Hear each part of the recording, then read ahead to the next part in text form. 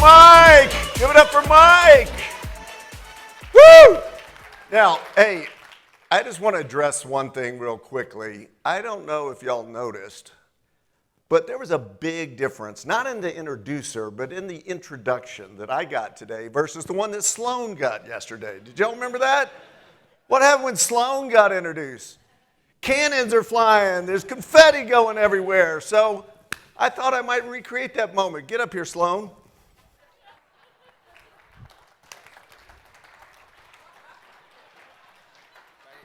Hold on. Ladies, he's already taken charge up here. Y'all see that?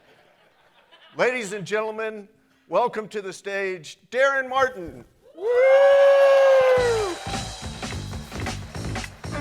Yeah.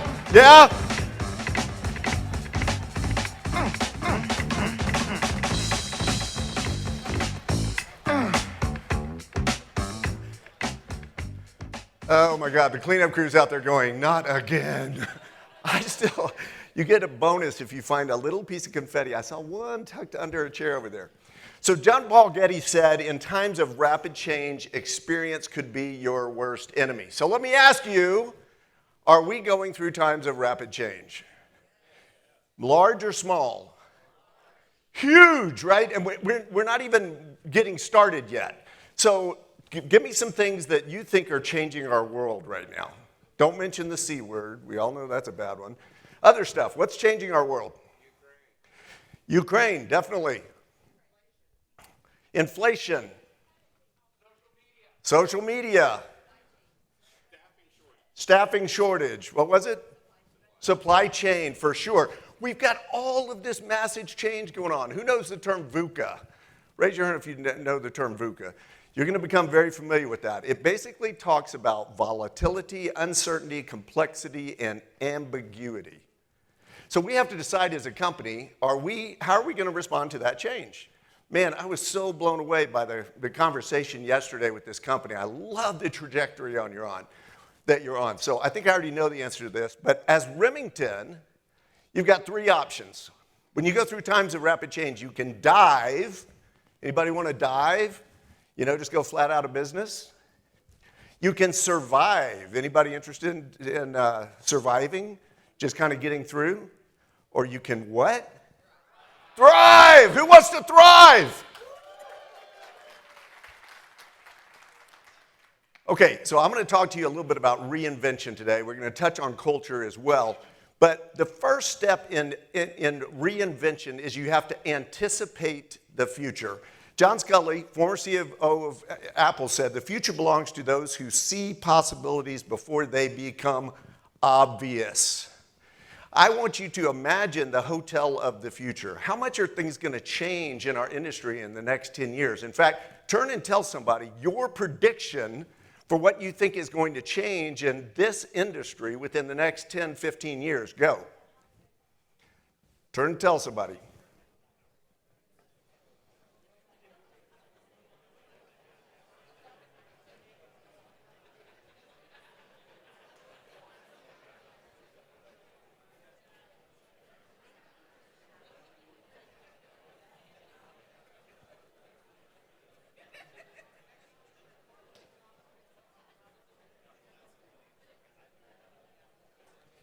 All right. Come back.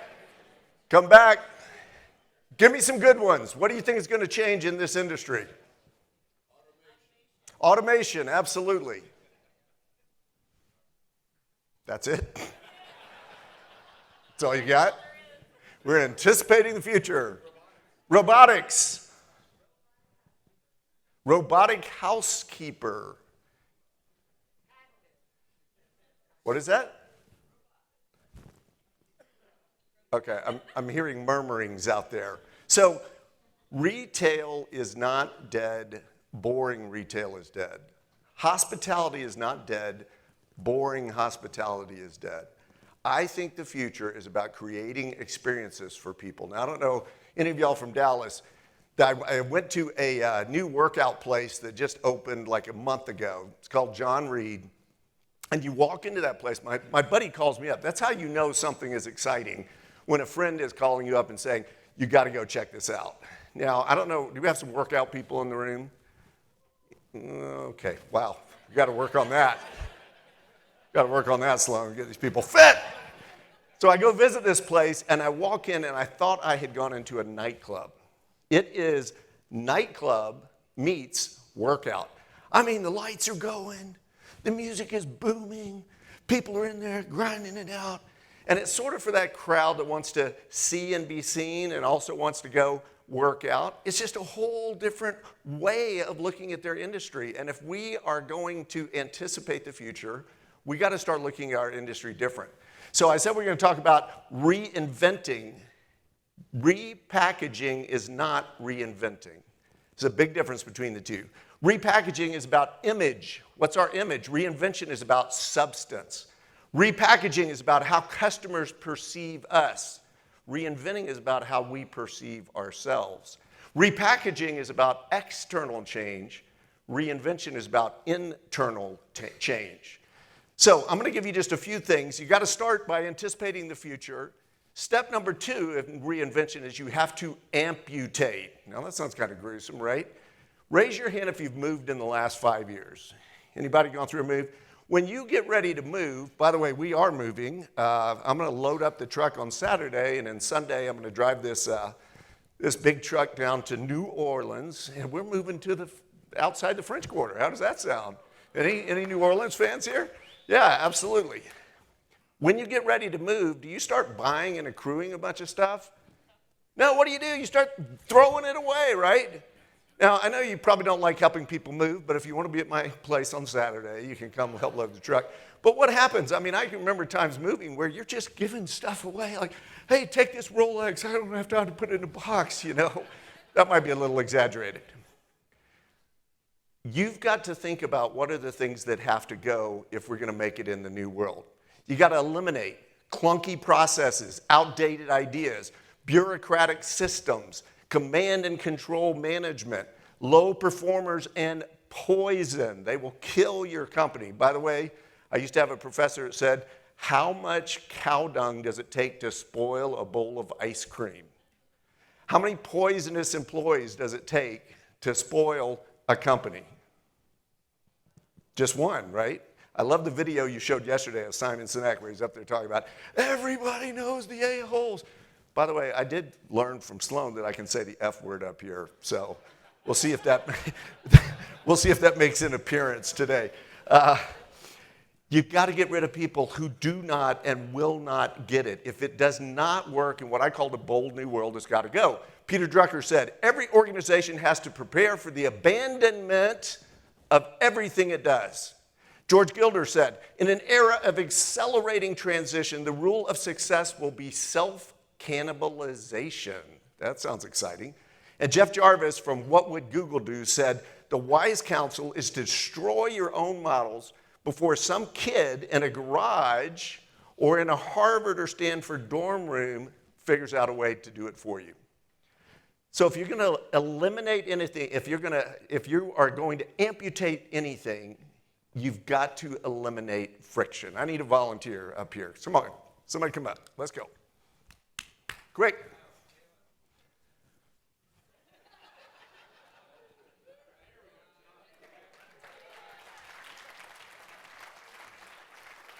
Give it up for John. Oh, yeah, but there's money involved. I mean, guys, now who wishes they'd volunteer, right? Okay, John, how long have you been with the company? 5 years. And what location you at? Embassy Suites Flagstaff. Okay, wow. So is John a baller? Is he a rock star with this company? You guys like John? Yeah, fans of John. Okay. So I got some bad news for you. John just won the lottery, or he inherited a bunch of money, and he is so sad. But he's decided to leave Remington. And he's going to go start a business that he's dreamed about starting all his life. Now he's got a little fresh capital. He's ready to rock and roll. His business he's starting is called I trade $1 bills for, I trade $5 bills for $1 bills. You come give me a $5 bill, I'm going to give you a $1 bill back. Now, does that sound like a good business model? No. I mean, it sounds pretty good to me, right? That's a pretty high profit margin. So what if I told you he gets ready to open up and he's got a big sign up? I trade $1 bill for $5 bills, and people are lined up around the block. They cannot wait to make this transaction. Okay, John, so go over here. Is John trustworthy with money? Okay, all right. So here we go. I'm the customer. John's ready to open. All right. Oh, man, I'm so excited. I'm first in line. I can't wait. There you go. You got to give me something. There we go. Okay. Here you go. Thank you so much. This is amazing. Thank you. Thank you. Thank you. Oh, my God. I'm so excited. This is awesome. If this is your business, how fast do you want to make this transaction? As fast as possible. In fact, you'd probably be out there in the audience hiring people to come up here and start making the transaction with you. I'll give you 50 cents every time you flip that transaction, right? Okay, let's hear it for John. John, I took all the money back, but you will get a prize later. All right, so let me ask you a question. How many of you have ever waited 20 minutes or longer at a bar to get a beer? 30 minutes or longer at a bar to get a beer. Okay, these are the alcoholics in the room. I'm just kidding. Joke! I got my hand up. It's okay. Isn't that the bar business? You go up to the bar, you hand them a $5 bill, and they hand you a 50-cent Coors Light or whatever it is. You hand them a $10 bill or $15, and they hand you $1 worth of vodka, right? Isn't that the bar business? They give you a, half a dollar glass of wine for $15. That's the bar business. So why in the world would you want to make that difficult to happen with people? I remember going to, if you're familiar with Addison, they have a little thing called Boomtown. Anybody been to Boomtown? They bring in big bands. They do cool stuff. So I go to get a drink. They're selling beer. And I have to go get in this line that is 50 people deep to buy a coupon, so I can go get in another line that is 50 people deep to get a beer. What do you think I did? I went home. I'm like, I'm not going to stand in line. That is friction. Raise your hand if you've ever left an item on a shelf at a store and walked out because the line was too long to check out. We've all done it. Friction is something we have to eliminate if we're going to be successful. So think about all of the points of friction. In fact, I would like you to go back to your property, go back to your group, and say, what are the points of friction? What are the things that we do that make it harder for people to get what they need? What are the things that get in the way? In fact, I'm sure you have some of these. Turn and share with somebody real quick. What are some points of friction in our current business that we need to eliminate? Go.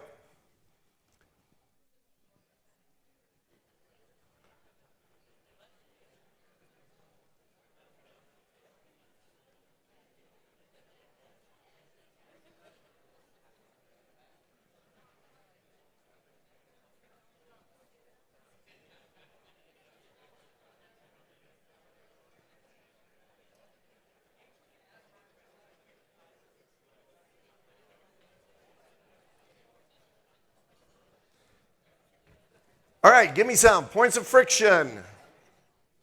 Points of friction. Breakfast. What do you mean by that? What is it? Sales contracts. It's about to get ugly up in here. Can you feel that? Other points of friction. Lack of staff. What else? What is it? Simplicity. Okay? So we've got a lot of things here. I wrote an article a while back, a little blog actually. It was 5 things every hotel needs to change. And I can't remember them all. I've done a lot of work with meeting planners and hotels over the time. Raise your hand if you've ever been in a hotel and there are no plugs by the bed, right? 100-year-old hotel, there's no plugs. What kind of world do we live in? We live in a digital world. How can you not have plugs? This is another little pet peeve of mine because of what I do. Big banquet room doors that go ka-chunk every time they close, right? Can somebody not invent a door that doesn't go boom, boom every time you shut that door? Because if you're in a meeting like this, it's very disruptive. So I want you to go back to your property and I want you to look for points of friction. And the main thing you need to do is ask other people, what are the things that get in your way. So, first of all, you have to anticipate. Second of all, you have to amputate. And this one I want to spend a little time on. Then you have to align. You've got to get your team aligned. So I got a call going into COVID. My buddy locally in Dallas, he owns properties. He's got a few hotels, and he's just been very successful. He goes into downtown and takes sort of old, distressed properties and restores them and turns them into something really cool. So he had done this with this property that was an old hotel. In fact, little fun story about this hotel. It's where Tina Turner ran to. It wasn't his property at the time. It was like a Ramada Inn. But when Ike Turner beat her up for the last time, she said, "I'm done." And she ran from the Statler to this other hotel, got there, walked in, and said, "Look," of course they knew who she was. She said, "I've got like 11 cents on me." They said, "Don't worry about it, we got you covered." They put her up in a room. They put a guard outside her door. So it's this epic, just kind of property with a story. I think they've got a room in that hotel now that's the Tina Turner room that you can go stay in. So it's this gorgeous hotel, 1,000 pieces of original artwork. I had been at the opening, and I remember what a great affair it was. I mean, just, everybody's celebrating.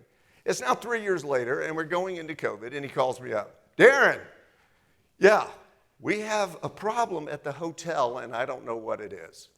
Can you come take a look?" And I said, "Yeah, Larry, be happy to." So we set up meetings with the whole team that day, one-on-one kind of conversations. I get there. I get in the room. Everybody's kind of nervous, like, "Who are you? Why are you here?" I think he called it something like team building. I'm like, how are we doing team building when they have one-on-one appointments with me? That doesn't sound very convincing. Yeah, this is a great team building exercise. Let's not be in a team. So at any rate, I sat down and I interviewed person after person after person. When I was done, and these were all the top management, when I was done, I walked away, I got in my car, and I called Larry. "Hey, how's it going, Daren?" "It's going great." "Larry, not only do I know what's wrong, but I know how to fix it." And he said, "You do?" And I said, "Yeah, listen, I'm not going to tell you right now. I'm going out of town, but let me just give you a quick summary. You're basically running Neiman Marcus like it was a Walmart, okay? You get the imagery? Now, nothing wrong with Walmart. We all love Walmart, but it's a different kind of experience, right?" So he said, "Yeah, I think that's right." What I discovered when I went there was, first of all, they had a GM. His name was Bubba, okay? Now, there's nothing wrong with the nickname Bubba, but this guy he fully earned that title. So he would trip over dollars to save pennies. He just had this archaic mindset of just that Scroogey, keep it tight. He was running the company like it was, just flat broke. Now, going into COVID, obviously, that was good preparation. They had a guy, by the way, the controller of the company, the one kind of running the finances and taking care of everything, was his son. Anybody see a problem with this? The GM's son being the controller of the company? This guy was stuffing checks that he just didn't want to go to the bank to deposit them in drawers that we would discover months later that was revenue that could have been on the books, right? Disaster. I talked to the head of housekeeping. The head of housekeeping told me one of his wonderful skill sets and leadership attributes is he's good with the little people. I went, "Dude, the minute you use the word little people, you're gone in my book," right? I mean, it was just disaster after disaster. By the way, you guys, you normally have to semi-explain this. I won't have to explain it to this group. But the poor housekeepers had these rickety old carts. You couldn't take your drink from the bar to your room in a glass because they had broken so many glasses because they didn't have the right equipment to get the glassware back downstairs. So they made the customer pay for it, friction. Wait, you got to put my $14 martini I just bought in a little plastic cup? This is jacked up. They had the same vacuum cleaners that they had started with 3 years earlier. Now, I know from occasionally vacuuming my own place, those things wear out. And they sure wear out when you're cleaning 15 rooms, 365 days out of the year. So it was bad. It was a mess. There was a bunch of other stuff. The head of Head of sales was also in charge of social media. This guy told me that social media cannot help you, it can only hurt you. Now, keep in mind, this hotel had been named the most Instagrammable hotel in Dallas by a very prominent magazine. Well, I could say it, D Magazine, right? So they've got this award, and guess what this guy would do? You'd go in, you'd take a picture. Hey, here's me out by the pool. Here's me in my wedding dress, getting ready to have my wedding here. And you would put it on Instagram, and you would tag the hotel, and he would go in and untag it, block you, and say, you don't have permission to use our proprietary blah, blah, blah, blah, blah. I mean, it was a mess on every level. They had an article written up about them about, okay, so let me get this straight. The most Instagrammable hotel in Dallas, you're not allowed to take a photo in the hotel. How does this make any sense? So we started the cleanup. We came in, we did a bit of a house cleaning. Now, there were some bright spots, by the way. They had a world-class chef that had been all over the world and had worked in so many different kind of restaurants. Very exotic chef. He was amazing. He was being forced to cook in the restaurant things like chicken fried steak, okay, instead of the culinary delights that he was capable of. So we came with the team for 90 days, started, just the horrible thing of just slashing and burning, took social media out of the dumpster where it was. We had an incredibly poor reputation on that, and started making changes. I had a little secret weapon. I called up my buddy. He was a hotel GM, and I said, hey, we got a problem. And I said, I need some help. And so he said, okay, I'm on it. So he came down. He started living in the hotel. He started taking on the reins, started taking over the responsibility. That hotel, in 15 months, went from number 57 on TripAdvisor to number 1. How cool is that? Who would want to see that happen? And it was all because we got the right team in the right place and got them aligned.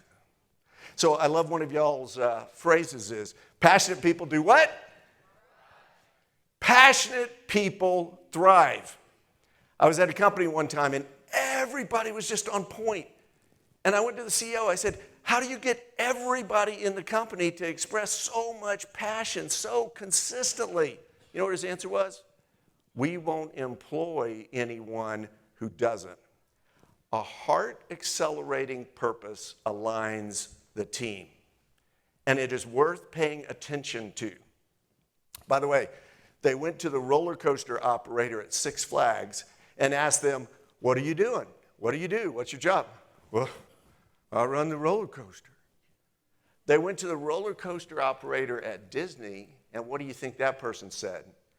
I create life-changing memories for families that they will remember for a lifetime. Now, you think those two people go to work differently every day? I want you to go back, I want you to ask your team what their job is. If they give you a title, oh, well, I'm this or I'm that, I want you to start thinking about how can you reimagine what their real responsibility is. It's not running the roller coaster, right? It's not cleaning the rooms. It is doing something dramatically that has a high impact on people. So one of my mantras is, I amplify the inherent greatness in every person I meet. So what that basically means is everybody's got inherent greatness in them. And when I come in, I want to bring the most amount of energy in a room that I can bring. When I walk into a coffee shop or a hotel or anything along those lines. I walked into a coffee shop the other day, and I go up to the counter, and the guy's, man, he was on it. Now, by the way, typically, how much energy do you have to bring to be the most amount of energy in the room? Because we live in zombie nation. People are just sort of, right? Not much energy. Well, this guy was on fire. I go up to the counter. He says, how are you doing today? And I said, I'm outstanding. How are you? He goes, man, I'm great. And he said, are you ready for the weekend? And I went, occupational hazard kicked in, okay, because I never know what day of the week it is. Because, sometimes work day is Saturday, and sometimes we're at the movie on Tuesday. So it's just this very fluid thing. So I did some quick calculations, and I looked at him and I said, today is Wednesday. And he said, yes, but tomorrow is Friday Junior. Now, I asked some young kids, it's a real thing. There's such a thing as Friday Junior. So I said, okay, well, if Thursday's Friday Junior, then what's today? He says, the day before Friday Junior. Okay. Most people are just kind of coasting through life. They're just kind of going through the routine. That was not my experience yesterday when I came and I checked in. Jorge, he said George, but I know probably people just pronounce his name wrong. But he said, you can call me George, you can call me Jorge, whatever you want. I said, I want to call you what you want to be called. So I said, how are you today? And he goes, man, I'm doing awesome. And he said, it's about to get even better. Now, what do you think I thought in my brain was going to be the reason why when I asked? Why was it about to get a lot better? His shift was ending. He was about to get off work, right? It's like, whew, man, my day's about to get a lot better. So I braced myself and said, why?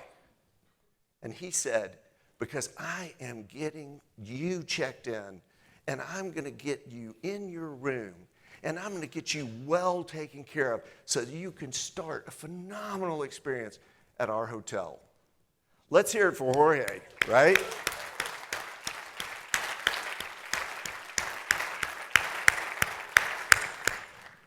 Big difference. I walked into a restaurant in Austin, Texas one time with my daughter. She was there looking at UT, where she ultimately ended up going. And we walk into this restaurant, and this cute little hostess comes up and goes, welcome to such and so. And she said, how are y'all today? And I said, we're doing outstanding. We're fantastic. How are you? And she goes, I'm great also. And then she said something that we've all heard hundreds of times, and I never thought about why people would say this, but this day I was very curious. She said, thank you for asking. Why would you say that? I mean, surely, that's not a deal. So I looked at her and said, thank you for asking. Why would you say that? She said, dude, you have no idea. She said, a guy walked in the other day, and I said, welcome to our restaurant. How are you doing today? And he goes, 5. Like, I need a table for 5. And I was like, oh, you poor soul. I was checking into a hotel in Philadelphia. Girl, she says, how are you doing today? I said, I'm great. And I said, how are you? And she goes, I am doing awesome. Thank you for asking. Now, I already know the reason, but I just want to pick her brain a little bit. I said, just out of curiosity, why would you say that? She said, oh, well, let me give you, a reality. Let me give you some statistics. I've checked over 200 people into this hotel on this shift. Out of 200 people, how many people do you think asked in return how I was doing? And I said, I don't know. And she said, you're the second. 200 people. So we have got to start showing up. We got to show up to life. We got to show up to relationships. We got to show up to our workplace with the energy and enthusiasm that is worth, bringing. All right, so I need you to do something real quick. Everybody stand up. All right, let me get ready here. Okay, so on the count of 3, I want you to adopt one of 2 positions, okay? So it's either this, woo, I just won the lottery, or it's this, I am Superman, I am Wonder Woman. Okay, not floppy, I want it really big, okay, on the count of 3. And you can do sound effects with it too. 1, 2, 3, go! Okay, y'all are awesome. Have a seat. That has nothing to do with anything. I just wanted to see if I could get y'all to do it. No. It has something to do with everything. Everything. There was a study that was done at Harvard by a woman named Amy Cuddy, and what she discovered was this. When you adopt one of those 2 open positions and hold it for just 2 minutes, like this, your body chemistry changes dramatically. What happens is testosterone, which is the confidence drug, I got it. Have you ever felt so great about something that you're just on fire, you're ready to go make this thing happen? That's testosterone coursing through your body. The other stimulant is cortisol. Cortisol's the not so good drug. Raise your hand if you've ever laid awake at 2 in the morning worrying about something. Come on, it's happening to a lot of us. Cortisol is at work. It's just, when you do this for 2 minutes, testosterone goes up, cortisol goes down. Now, conversely, when you do this, when you're sitting, getting ready to go into that important meeting and you're hunkered down in the chair and you're on your phone and you're all bent over, guess what happens? Cortisol goes up, testosterone goes down. People show up to life in one of 2 ways. They show up as Superman, Wonder Woman, I got this. Oh, they show up as Eeyore. What's Eeyore like? How many of you have an Eeyore in your life? How many of you have an Eeyore at work? Okay. You don't want Eeyores. You want people who actually show up. So I need 2 more volunteers up on stage. There's no money involved in this one, but come on, real quick, 2 people. I need a man and a woman. There we go. Let's hear it. 1 more. Come on, somebody, jump up here. One of y'all right here in the front row. Oh, we got one. Okay, here we go. It is Nicole. Okay, it's Mike and Nicole. Very nice to have you. Okay. Here's what I want you to do. I want you to stand right here, Nicole. You're going to face this way. Mike, I want you to come over here and face Nicole, okay? Now, I'm not going to trick you. I'm not going to trick you in any way. I'm not going to embarrass you. I'm not going to do any of that stuff, okay? Take literally the assignment I'm about to give you. So, Mike, we'll start with you. I want you to look past Nicole and describe everything you see past her. All right. I see a blue picture of this property. Now I see Dr. Daren waving. Okay, that's it? That's all you got? Well, I can keep going. Okay. There's chairs, there's couches. No, let's switch. Okay, now, Nicole, I want you to look past Mike and describe everything you see. I see potential. I see bright lights. I see the best team ever. I see lots of winners. I see lots of new President's Club jackets in the crowd, which is very exciting. Wow! Okay, let's hear for Nicole. Now, Yeah, it's good. stay right here. I don't know if you heard, but we have a major problem. What's the problem? Did their descriptions match? Okay, so who's right? They can't both be right. This is America. Somebody's got to be right. Somebody's wrong. Okay, it's a silly question. Why is it a silly question? They're looking at different things. What do we call that? We call that point of view. I guarantee you 99% of your conflicts or things you're dealing with are differences of point of view. Someone's standing here going, there's a big blue sign thing. There's a Daren guy back there waving at me. I don't see Daren. He's not anywhere to be found. I see all these amazing people. That was the best description, by the way, I've ever heard. Yeah. Let's give it up for Nicole and Mike.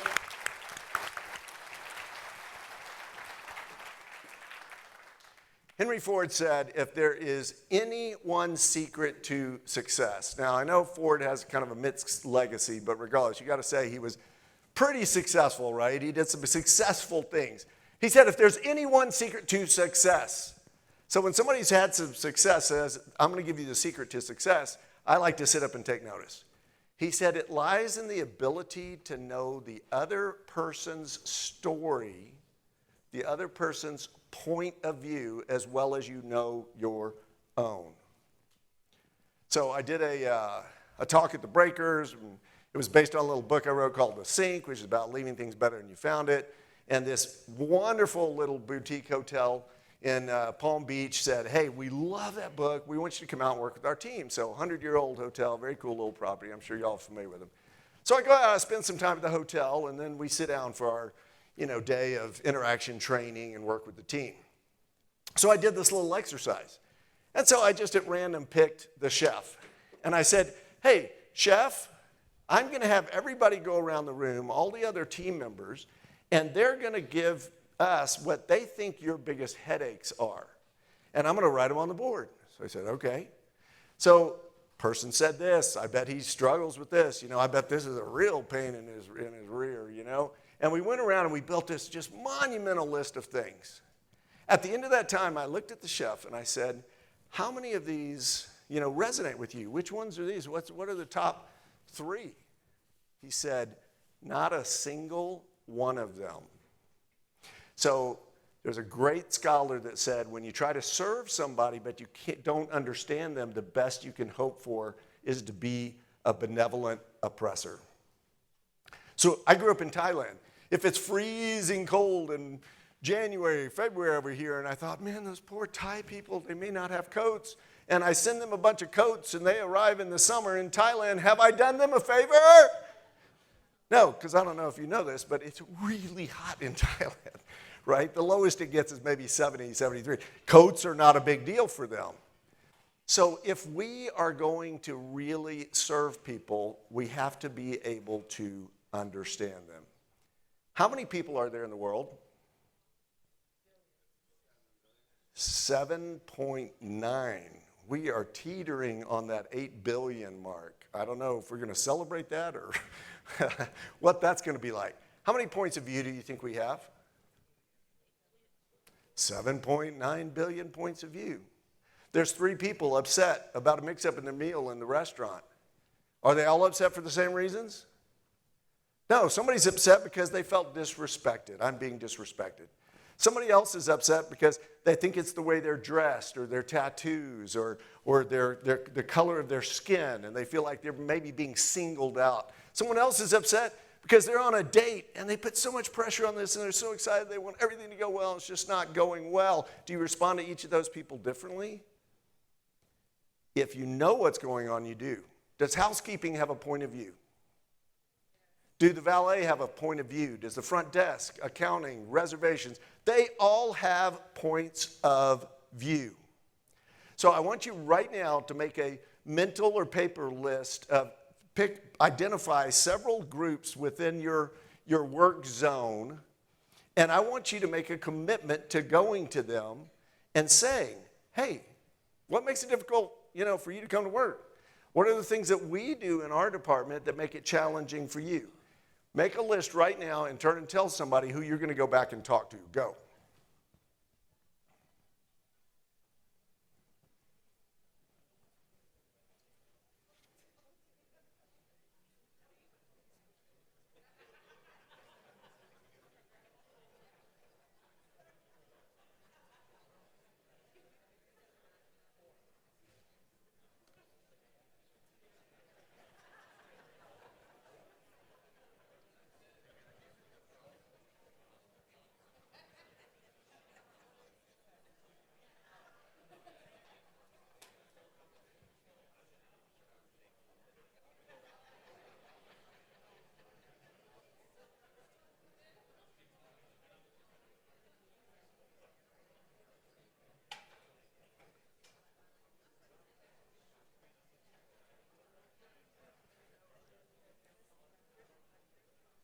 Okay, I hope you'll take that seriously, because if you do, you're going to find out some amazing things. And the most important thing is not to start by getting defensive about it.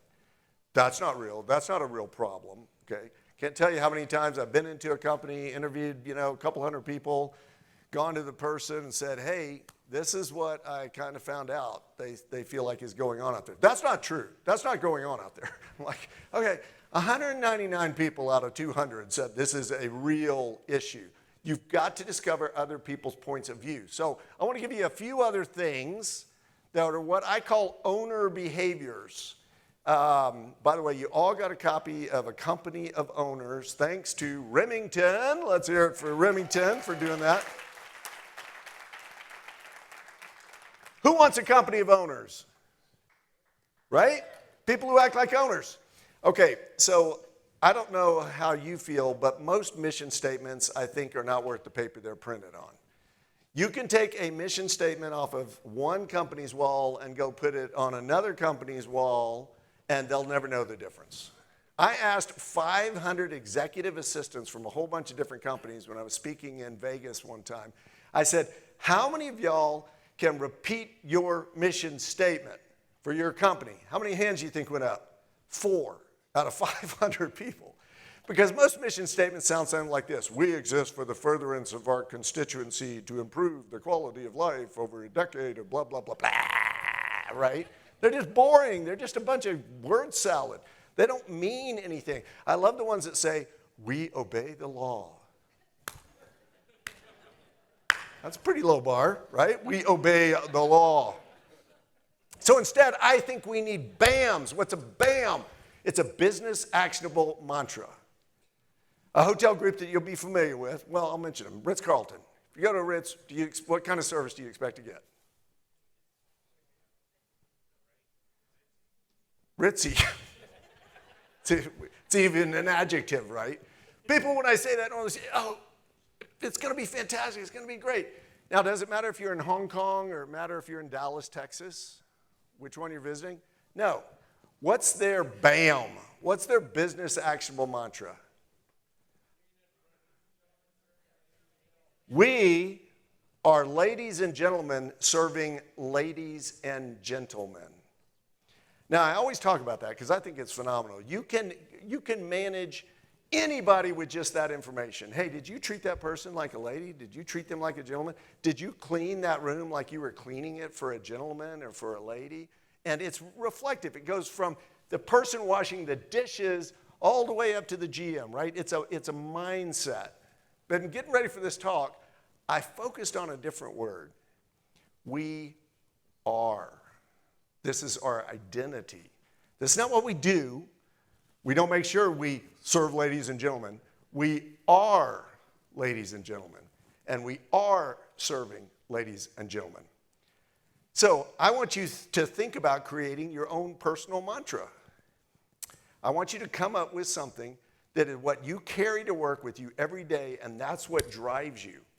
So right now, come up with 3 words that you would like to be identified for and share those with somebody else. 3 words you'd like to be identified for. That's the start of your BAM. Go.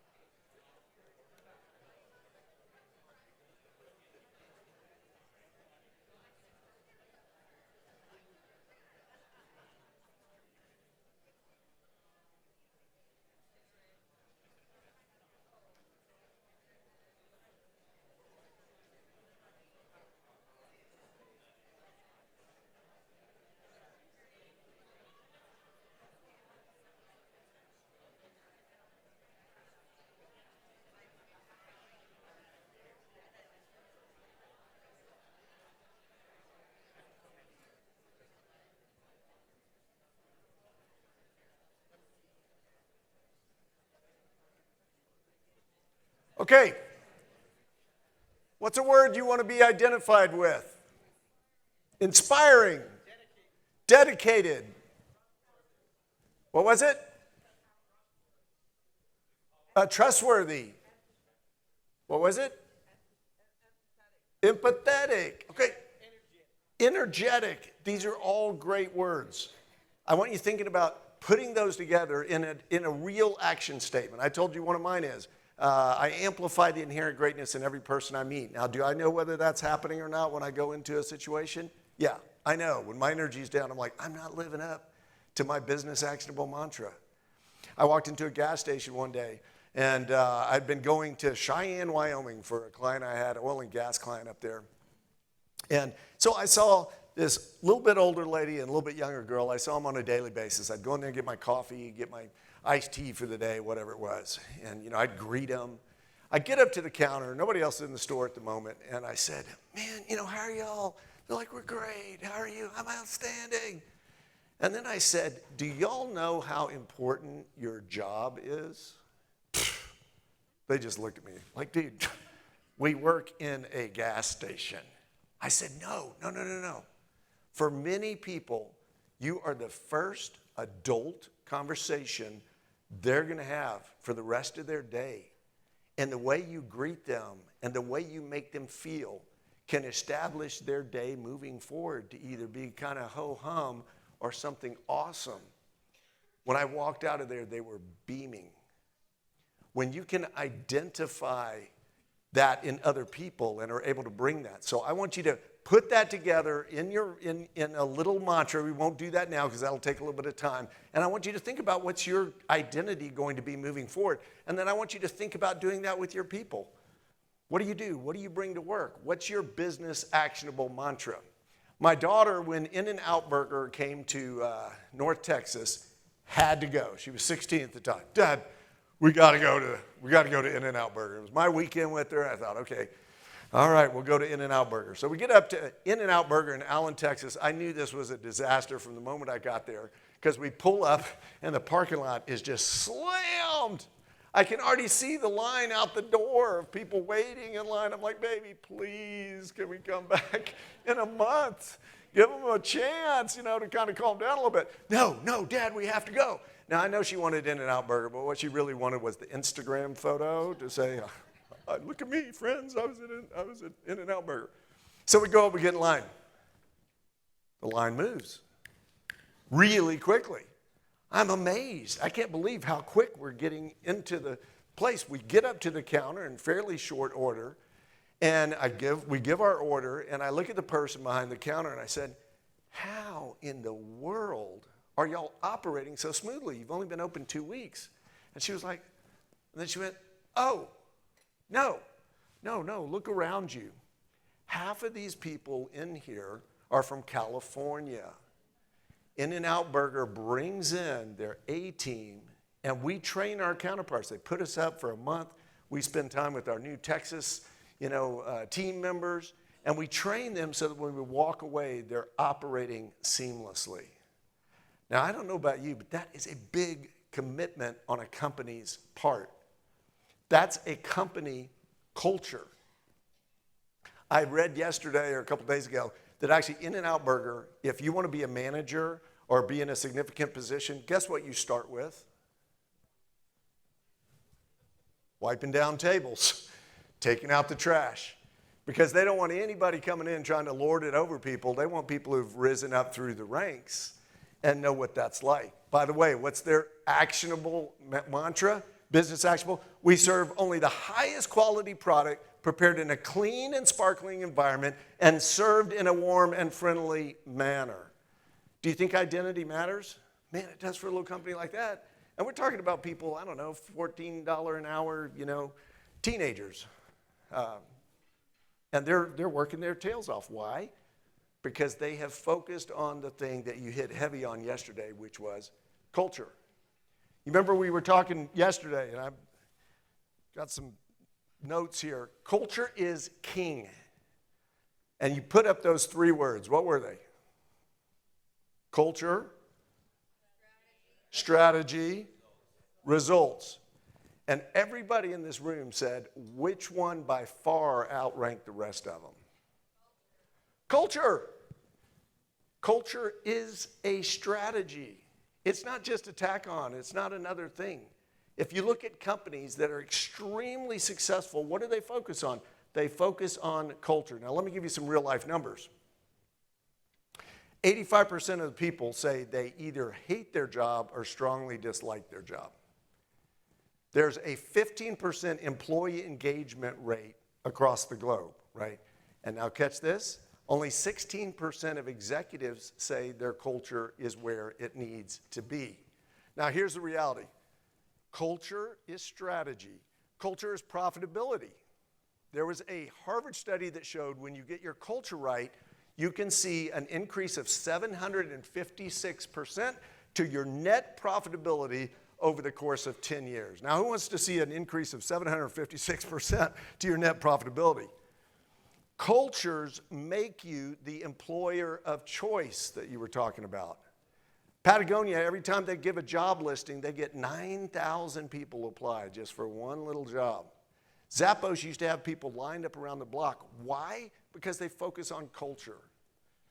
Now, I don't know about you, but I grew up going to Vacation Bible School. We have any Vacation Bible School people in here? And I remember a friend telling me, he said, look, no matter what the question is, the answer is Jesus. Okay, so no matter what I say, the right answer is truly culture. What's the right answer? Okay. Attract and retain top talent. You need to focus on what? Culture. Eliminate silos within your company. You need to focus on what? Culture. If you want high employment engagement, what do you need to focus on? Culture. Okay. So I want you to take those words seriously, and I think Sloan and the rest of the management team, that needs to be top priority. It ought to be everyone's number one agenda is how do we create such a dynamic culture here that people truly do line up around the block. By the way, you know how you have a great culture is if you don't need a recruiting department because people come to you. Their friends are coming to you. Their friends' friends are coming to you. They're telling you what a great place this is to work. Okay, one last thing, and we're going to wrap up here in just a little bit. Well, I'm going to give you two things. Owners leave it better than they found it. So my buddy walked into a bathroom at the airport, and he walks in, and there's a guy that's really dressed up. He's just dressed to the nines.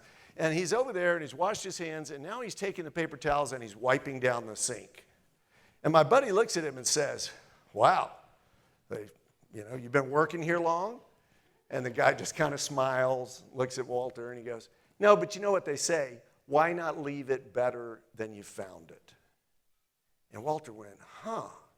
So he's up there now, he's washing his hands, he takes the paper towels, and he starts wiping down the sink. Not just that time, but every time. He tells me the story. Guess what I start doing? I start wiping down the sink every time. I called Walter one day, and I said, Walter, we wrote a book. And he said, yeah, we did? And I said, yeah, it's called The Sink. It's about, remember that little story you told me? I said, we're going to put your name first. I mean, it seems only fair, right? It was his experience. Little teeny, little bitty book that has changed companies and lives because of that simple idea, leave it better than you found it. Do you leave yourself better than you found yourself every day? Are you improving yourself? Are you self-talking yourself into a better situation? Do you leave other people better than you found them? Do you leave your environments better than you found them? They did an experiment in a company where they took a piece of paper, wadded it up, threw it in the hallway, and people would just walk by it, right? Busy hallway. Finally, somebody would go over there and they would bend down and pick it up and go throw it away. And they would go to that person and say, why did you do that? And they said, this is my house. This is my company. Got to take care of it. I saw a guy one morning, I was out on a power walk, and I saw him, and he's out there, and he is cleaning the chrome on this concrete truck. Okay, you ever seen a cement truck? Are they dirty or clean? Filthy! This one was immaculate.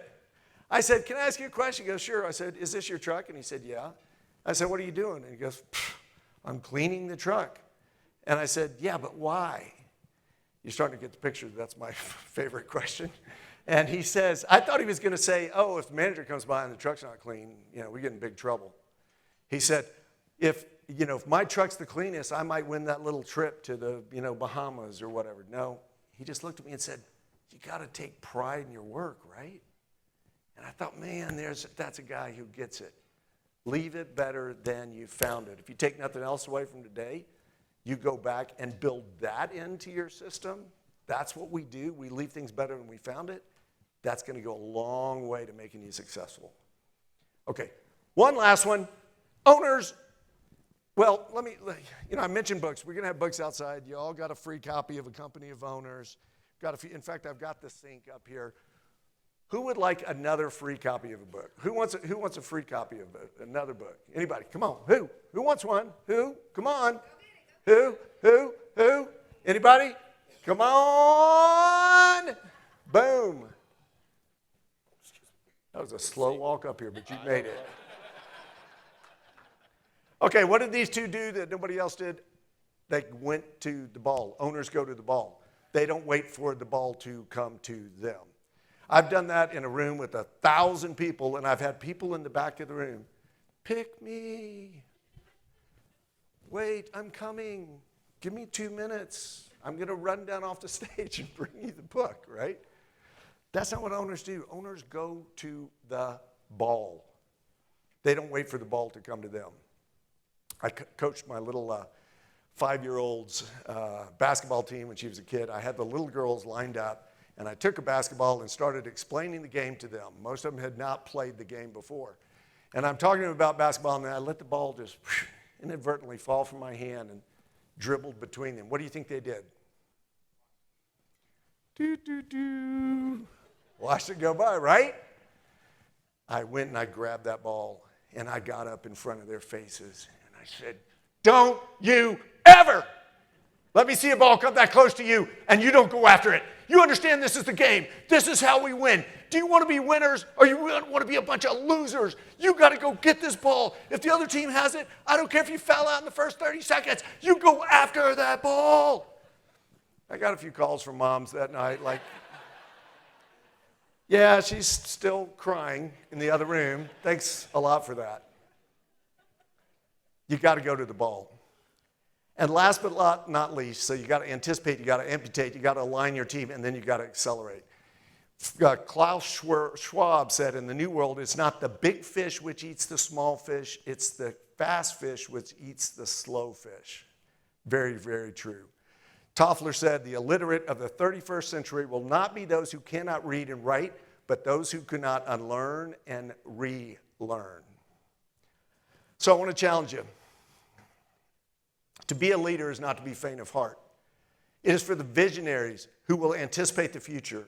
It is for the brave who are willing to amputate and get rid of things. It is for the connectors who are committed to aligning, and the passionate who will drive acceleration. So you're hearing a lot today about the future, about, the cool stuff going on. By the way, is it official yet? Do we know?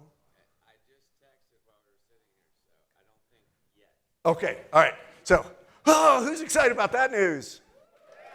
Yeah. You can take everything you're hearing in these couple of days, celebration, the excitement, and all of that, and you can view it as a dream. Just something the executive team came up with. They just, they have a dream. And you would be right. Every great change starts with a dream. Remember the most famous speech of all time, maybe, I have a dream. It could be a dream, but if it's somebody else's dream, it's not going to be exciting to you. You can treat it as a death march. Man, if we're going to survive into the future, we've got to do this. We got to get with it. We got to align. We got to do all this stuff.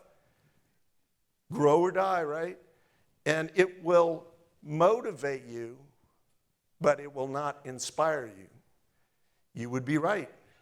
It is a death march, because if you don't grow, you will die. You can view it as a duty. This is my responsibility as a leader. All right, I've been tasked with this. I have to do this. It's a chore, an obligation. Nobody gets excited about a duty.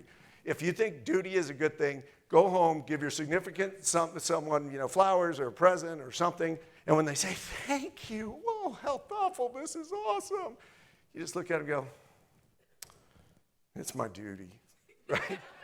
See what kind of response you get. Or we can view it as our destiny, the place we belong and we'll create together. The challenge that you said, I don't want to be the biggest hotel group. This gives me chill bumps. I started the applause with that yesterday. You said, I want to be the best. And when you become the best, you are well on your way to becoming the biggest. You can treat this as your destiny and you will be right. Believing it is your destiny, you'll deeply commit to making Remington Hotel Group the best it's ever been. So who's committed to treating this as destiny? All right.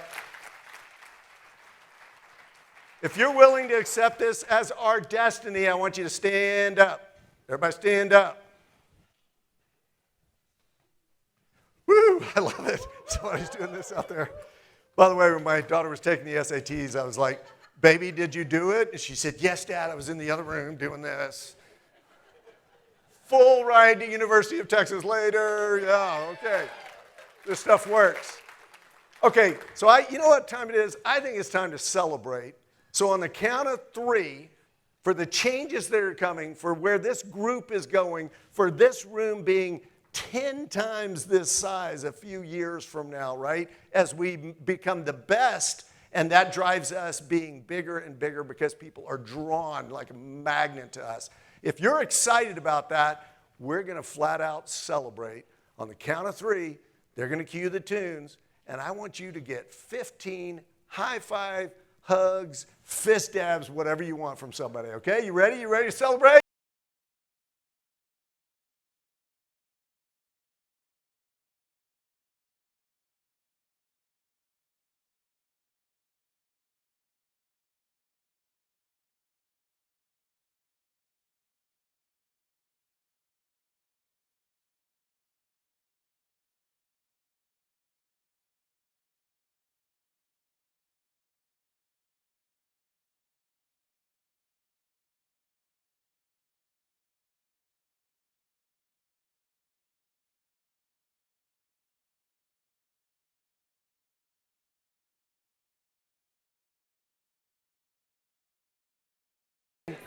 I just want to close with this real quick. There's a guy that bungee jumps. He gets to the bottom off this very tall bridge. And he gets to the bottom. He's waiting in a boat. There's a woman up there ready to go next. 10 minutes he waits. She won't jump. She won't jump. Finally, she jumps. She comes down. She gets in the boat. She comes over and he says, what took so long? She said, man, I was petrified. I wasn't going to do it. And I said, well, what happened? She said, the guy up there asked me 2 questions. How will you feel if you do? How will you feel if you don't? So the charge I'm giving you today, how will you feel if you do? How will you feel if you don't? I have a feeling you're going to find out how it feels when you do. Thank y'all.